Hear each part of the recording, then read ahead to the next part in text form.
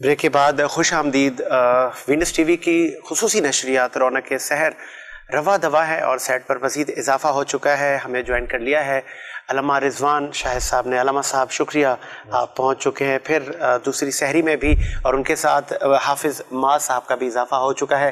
سحری کی رونقیں یوں تو پوری دنیا میں ہیں, اور پاکستان میں بھی جو ہماری خواتین ہیں اور جگہ جگہ پر اچھے اچھے پکوان بن رہے ہیں. حافظ صاحب, اس دوسرے رمضان کی سحری میں ہم چاہیں گے کہ نعت رسول مقبول صلی اللہ علیہ وآلہ وسلم اگر آپ ہمیں سنائیں. اعوذ باللہ من الشیطان الرجیم, بسم اللہ الرحمن الرحیم. کہاں میں کہاں مد ہے ذات گرامی, نہ سعدی نہ رومی نہ قدسی نہ جامی. سبحان اللہ. کہاں میں کہاں مد ہے ذات گرامی, نہ سعدی نہ رومی نہ قدسی نہ جامی. پسینے پسینے ہوا جا رہا ہوں, کہاں یہ زباں اور کہاں نام نامی. پسینے پسینے ہوا جا رہا ہوں, کہاں یہ زباں اور کہاں نام نامی. فلک سے زمین تک ہے جشن چراغاں کہ تشریف لاتے ہیں شاہ رسولہ. خوشا جلوے ماہتاب مجسم زہے آمد آفتاب تمامی. کہاں میں کہاں مد ہے ذات گرامی, نہ سعدی نہ رومی نہ قدسی نہ جامی. یہ آنسو جو آنکھوں سے میری رواں ہے, عطائے شہنشاہ کون و مکان ہے.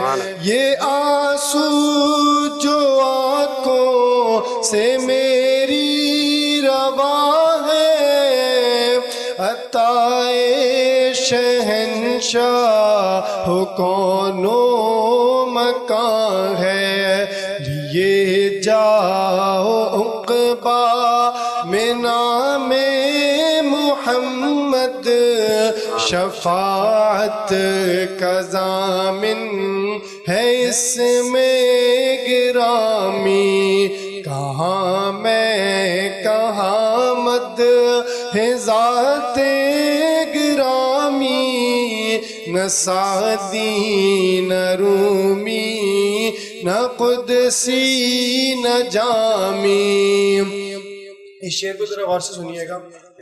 اطاعت کا اصرار بھی ہر قدم پر, شفاعت کا اقرار بھی ہر نظر میں. اطاعت کا اصرار بھی ہر قدم پر, شفاعت کا اظہار بھی ہر نظر میں. اصولاً خطاؤں پہ تنبیہ ہے لیکن مزاجاً خطا کار بندوں کے حامی. اصولاً خطاؤں پہ تنبیہ ہے لیکن مزاجاً خطا کار بندوں کے حامی. کہاں میں کہاں مد ہے ذات نہ سعدی نہ رومی نہ قدسی نہ جامی، پسینے پسینے ہوا جا رہا ہوں، کہاں یہ زباں اور کہاں نام نامی۔ سبحان اللہ حافظ صاحب، سبحان اللہ۔ علامہ صاحب، دوسری سحری بنائی جا رہی ہے، دوسری رمضان، اور اس کی فضیلت کیا ہے تاریخ کے تناظر میں، اور دوسری سحری مطلب ہر طرف اسی ہی کی کہ نا کہ بہاریں ہیں، اور دوسرا جو رمضان ہے پہلا عشرہ تو رحمت ہے، اس دوسرے رمضان میں کوئی تاریخ میں ایسا کوئی واقعہ یا ایسی کوئی مطلب اچیومنٹ ہماری امت مسلمہ کی، اس پہ اگر آپ کچھ ہمارے حاضرین کو بتائیں۔ سب سے پہلے ناظرین کو السلام علیکم ورحمۃ اللہ وبرکاتہ۔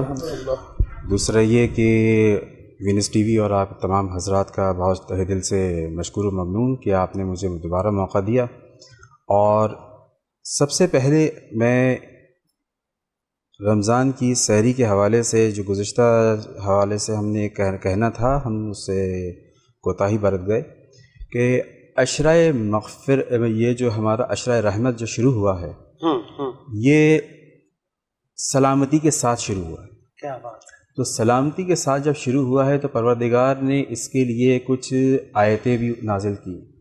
اس پورے عشرے میں سب سے بہترین آیت جو پروردگار کی طرف سے رسول خدا کی زبانی ہم تک پہنچتی ہے، وہ پہنچتی ہے رب اغفر وارحم انت خیر الراحمین، یعنی اے اللہ، اے رب میری مغفرت فرما، کیونکہ تو ہی ہے جو سب سے زیادہ بہترین مغفرت کرنے والا۔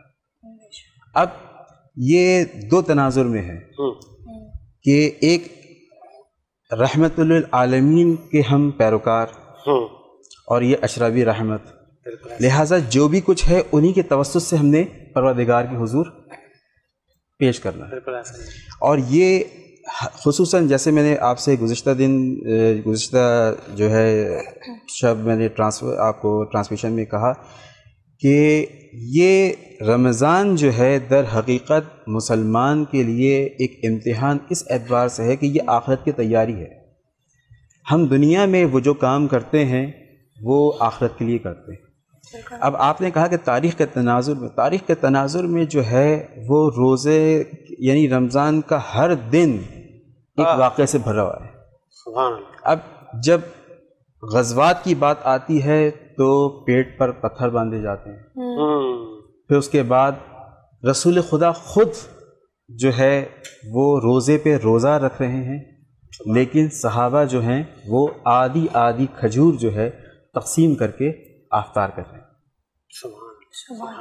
یعنی میں نے کل بھی ایک بات آپ سے کہی تھی کہ روزے میں وضو اور طہارت جو ہے در حقیقت جذبہ ایمانی کو آپ کی روحانی غذا ہے، اور وہ آپ کے جذبہ ایمانی کو دوبالا کرتی ہے۔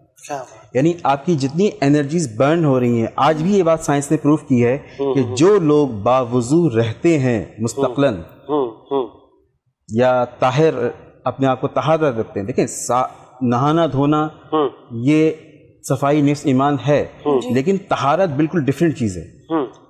طہارت میں سب سے بڑی چیز جو آتی ہے وہ یہ آتی ہے کہ آپ اپنے نفس کو، اپنے قلب کو اللہ کے حضور، میں نے کل ایک کہا تھا نا کہ ہم مسلمانوں کو یہ کوشش کرنی چاہیے کہ ہمارا محبوب ہم سے راضی رہے۔ عشق کی منزل کی سب سے پہلی چیز جو ہے وہ ہے انس۔ ہمیں انسیت ہونی چاہیے کہ ہم کس کی طرف یہ چیزیں کر رہے ہیں۔ اچھا علامہ صاحب، قطع کلام کے لیے معذرت، شیاطین بند گئے رمضان المبارک میں، تو پھر ایک نفس کا بڑا کردار رہتا ہے۔ میں اسی طرف آ رہا تھا کہ شیاطین تو بن گئے، صحیح، لیکن در حقیقت ہم مسلمان جو ہیں وہ خود اپنے اندر کچھ چیزیں ایسی کر دیتے ہیں جس کا کل میں نے حوالہ دیا تھا، جب میں نے کہا تھا کہ دو لوگوں کی تربیت بہت ضروری ہے، ایک وہ جو والدین بننے جا رہے ہوں یا والدین ہوں یا اولاد، دونوں کے دونوں جو بھی خوراک استعمال کرتے ہیں، اگر وہ جو ہے ذریعہ آمدن اس کا جائز ہوگا اور وہ خوراک پاک ہوگی تو نفس اور اولاد بھی آپ کی صالح ہوگی.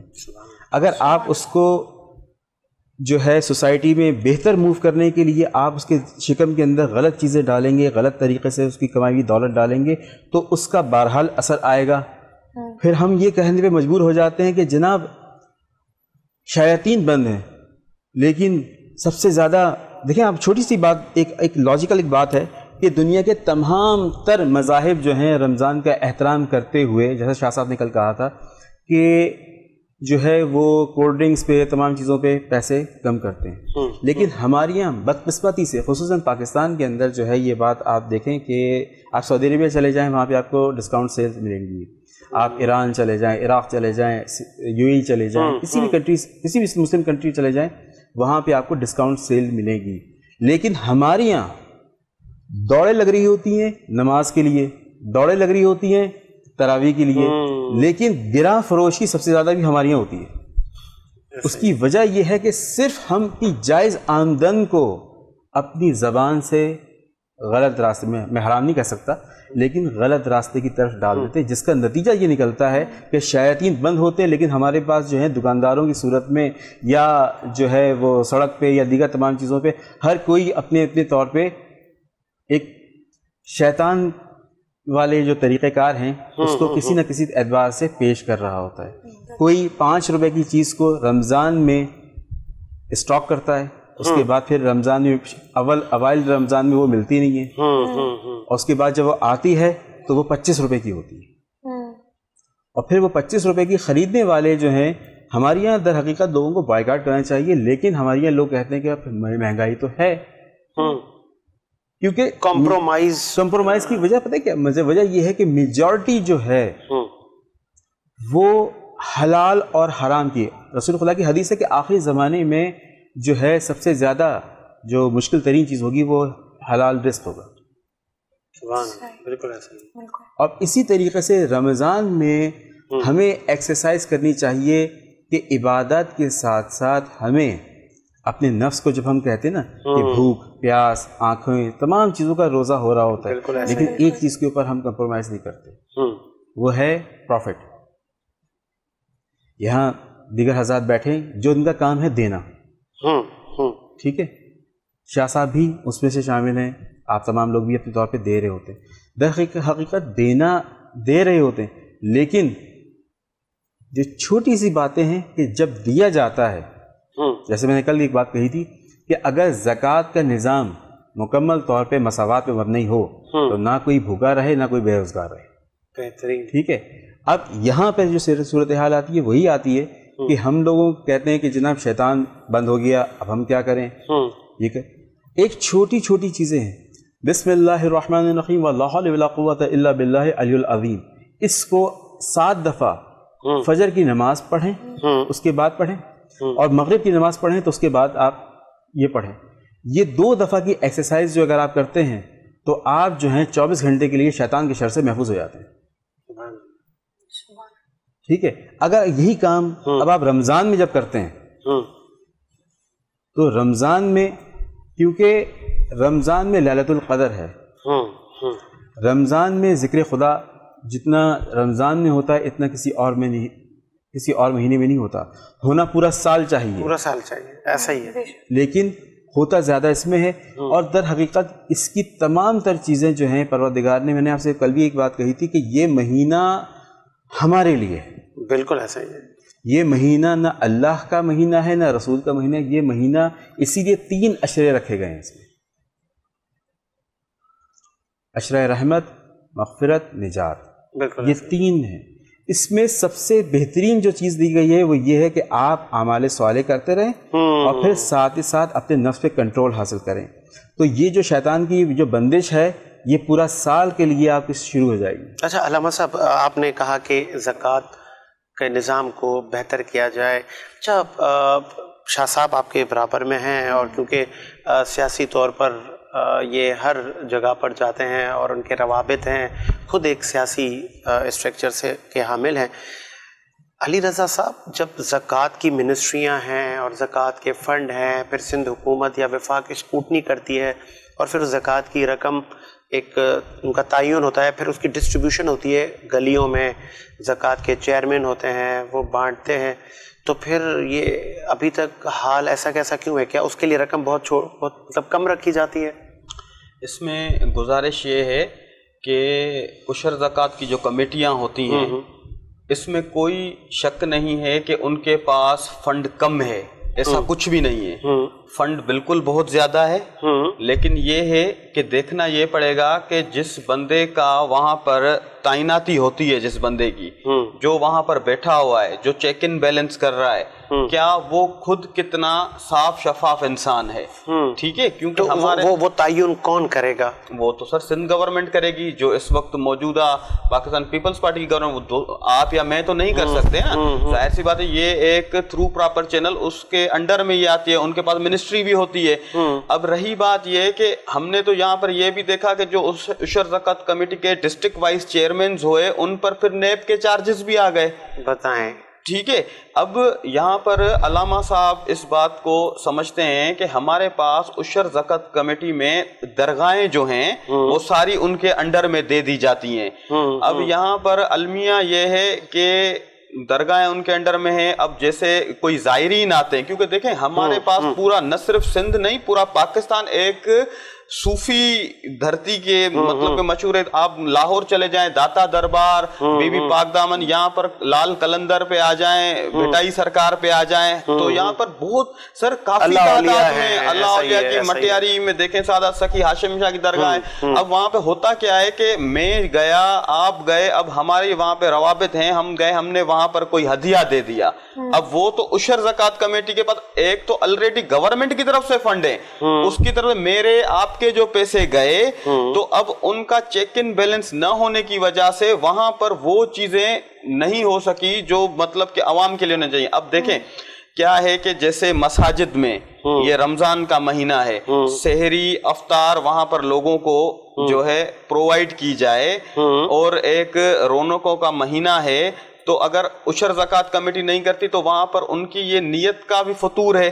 لیکن اس میں یہ نہیں ہے کہ ہم سب چیز ان پہ ڈالیں, کوئی اچھے لوگ بھی ہیں, آپ جیسے ہوں گے, علامہ صاحب جیسے ہوں گے, منان صاحب جیسے ہوں گے, جو فری آف کاسٹ, کیونکہ دیکھیں یہ کام اللہ لیتا ہے, جس سے بھی لے, بے شک, ساجد بھائی سے لے, مجھ سے لے, ہم میں کوئی طاقت نہیں ہے. اگر یہ منان صاحب کہہ رہے ہیں کہ بھائی میں بچوں کو کچھ چیزیں دے رہا ہوں, چپل دے رہا ہوں, یا کوئی بھی ایڈوکیشن کے لیے کتابیں دے رہے ہیں, یا کچھ بھی کر رہے ہیں, تو یہ ان سے کام لینے والا ہمارا رب ہے. کیونکہ یہاں پر تو دیکھیں نا پتہ بھی نہیں ہلتا ہے. میرا ذاتی ایکسپیرینس ہے, دیکھیں دیہات ہوتے ہیں نا, یہ تو بڑے میٹروپولیٹن سٹیز ہیں, کراچی, اسلام آباد, یہ وہ, لیکن میں جب دیہاتوں میں جاتا, ہمارے ریلیٹیو بھی ہیں, اب مٹیاری میں میں جاتا ہوں, ہاشمی امام بارگاہ, وہاں پہ چھوٹے بچے ہیں, تو وہ یقین کریں اب ان کو کیا ہے, وہ تو پہلے ہی انڈیپینڈنٹ تو خود نہیں ہے نا, ڈیپینڈ کرتے ہیں پیرنٹس کے اوپر, لیکن ان کے آپس میں مل کر روزے رکھوانا, سحریاں کروانا,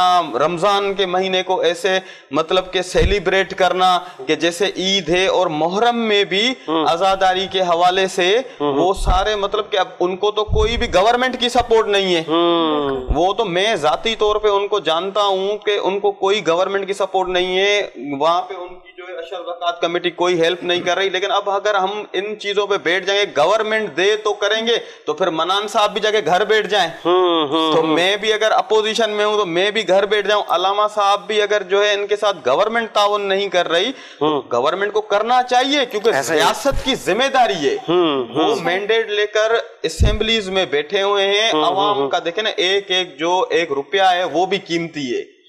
چیک ان بیلنس کی کمیٹیاں ہونی چاہیے. کیوں ہمارے سیاستدانوں پہ نیب کے کیسز چل رہے ہیں, وہ کیوں جو ہے اتنے پریشان ہیں؟ اگر وہ ایسے پریویس ماضی میں ایسے اقدام ہی نہیں کرتے تو آج وہ صحیح ہوتے.